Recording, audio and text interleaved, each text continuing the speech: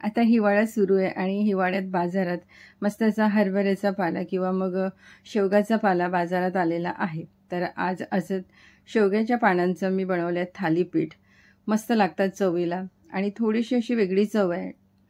सकाळच्या नाश्त्याला बनवू शकता किंवा संध्याकाळच्या जेवणातसुद्धा बनवू शकता तुम्ही. पोटभरीचा पदार्थ आहे किंवा असं बनवून तुम्ही मुलांच्या टिफिनमध्ये सुद्धा देऊ शकता, कारण हेल्दी आहे आणि बनवून 2-3 दिवस ठेवलं तरी ते खराब होणार नाही.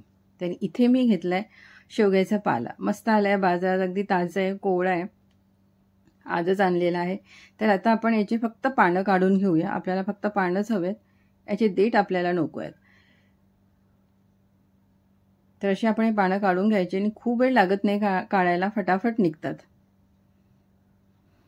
खूप हेल्दी आणि खूप टेस्टी असा हा पदार्थ आहे. थालीपीठ म्हटलं की थालीपीठ तर सर्वांच्या आवडीचेच असतात. तर इथे मी सर्व शेवग्याचे पानं काढून घेतलेले आहेत आणि हे जे पानं आहेत शेवग्याचे ते आपण मिठाच्या पाण्याने 2-3दा स्वच्छ धुवून घ्यायचे, म्हणजे त्यावर जे काही माती वगैरे असेल ती निघून जाईल. मिठाच्या पाण्याने धुवायचं, नंतर त्याला चाळणीत काढून ठेवायचं थोडा वेळ, म्हणजे सर्व पाणी त्याचं निघून झालं. नंतर एका भांड्यात घालायचे आणि आता आपण यात काही मसाले घालूया. तर इथे मी घेतले लाल तिखट, अर्धा छोटा चमचा मी घेतला आहे अजवाईन म्हणजेच ओवा, 1 छोटा चम्मच मी घेतला आहे जिरं आणि थोडासा गरम मसाला घेतला आहे. गरम मसाल्याऐवजी कुठल्याही घरातला जो मसाला असेल तो वापरू शकता. नंतर चाट मसाला किंवा आमचूर पावडर, ते दोन्ही नसेल तर मग अर्धा लिंबाचा रस तुम्ही यात घालू शकता. नंतर आलं लसूण मिरचीचं मी ठेचा घेतला आहे. आलं लसूण मिरची मिक्सरमध्ये पाणी न घालता फिरवून घ्यायची. एखादी चम्मच घ्यायचं, जास्त नाही. 2 छोटे कांदे मी बारीक कापून घेतले. कांदा मात्र अगदी बारीक कापायचा. थोडासा हिरवा कांदा घेतला आहे. आता बाजारात भरपूर आलेला आहे त्यामुळे तुम्हाला सहज मिळेल. नंतर मस्त अशी मुठभर कोथिंबीर घालायची आणि हे मिक्स करून घ्यायचं. तर यात मीठ घालायचं मी विसरले, तर थोडंसं आपण मीठ घालून घेऊया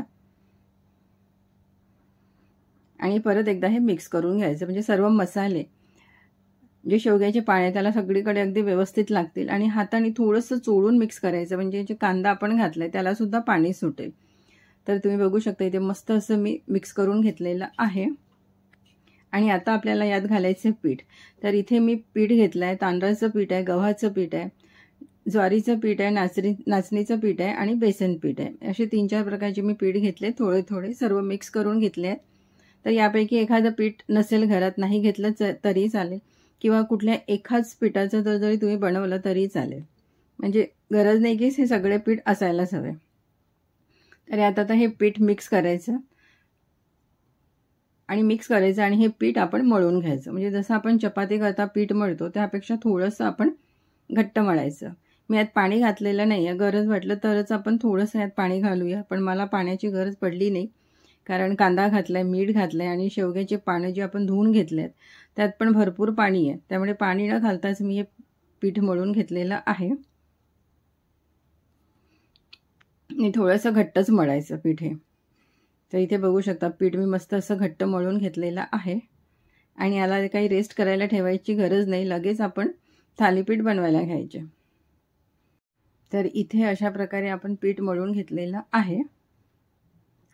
तर इथे मी घेतलं आहे आता एक पेपर. त्या पेपरला थोडंसं तेल किंवा पाणी लावायचं. मी पाणीच लावलेलं आहे. नंतर थोडंसं पीठ घ्यायचं, त्याचा आपण गोळा करायचा आणि त्याला असं कागदवर ठेवून आपण हलकंसं दाब देऊन त्याला आपण मस्त असं गोलाकार करून घ्यायचं. तर आता हे थालीपीठ छोटे किंवा मोठे तुम्ही कसे करू शकता, पण खूप जाड करायची नाही, कारण आपण पीठ घातलंय त्यामुळे ते पीठ शिजायला हवं. जर खूप जाड केले तर काय होणार, वरचेवर ते शिजतील पण आतून ते कच्चे राहतील, त्यामुळे खूप जाड करायची नाही. तर मी अगदी छोटे बनवले, खूप मोठे केले नाही आहेत. छोटे केले की काय होतं, दिसायला पण छान दिसतात. तर अशा प्रकारे गोल गोल असे आपण थालीपीठ थापून घ्यायचे. बघा एवढे जाड करायचे, त्यापेक्षा जास्त नाही.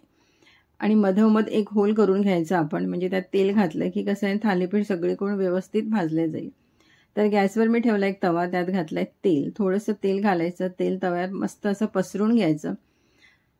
तवा सुरुवातीला थोडासा गरम करून घ्यायचा, नंतर गॅस मिडियम ठेवायची आणि त्यावर आपण घालायचं आहे थालीपीठ. शेवग्याच्या पाण्याचे थालीपीठ आहेत, त्यामुळे ते अतिशय टेस्टी आहेत आणि हेल्दी आहेत, त्याशिवाय चवीला अगदी मस्त लागतात आणि थोडी वेगळी चव आहे त्याची. तर इथे मी थालीपीठ तव्यावर घातलेलं आहे. दुसरं सुद्धा आपण करून घेऊया, कारण तवा आपला मोठा आहे, त्यामुळे एका वेळेला 3 किंवा 4 आपल्याला करता येतील.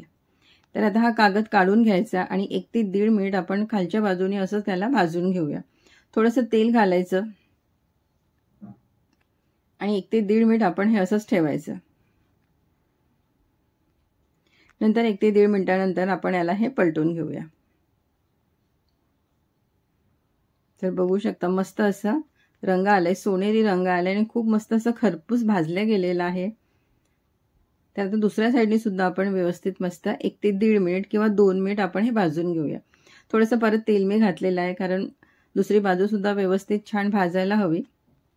तर दोन्ही साईडनी अलटपलट करून मी हे थालीपीठ भाजून घेतलेले आहेत आणि आता आपण हे काढून घेऊया. आणि अशाच प्रकारे बाकीचे सर्व करून घ्यायचे. सकाळच्या नाश्त्याला बनवा, मस्त हेल्दी नाश्ता होतो. सुट्टीच्या दिवशी काहीतरी हेल्दी खायचं असं मन झालं तर अशा, आणि हिवाळा आहे त्यामुळे आता असा हा पाला बाजारात भरपूर आलाय. एरवी फारसा मिळत नाही, या सीझनला भरपूर मिळतो. तर असे हे शेवग्याच्या पाण्याचे थालीपीठ करायलाच हवे. तर तुम्ही सुद्धा ही रेसिपी नक्की एकदा ट्राय करा.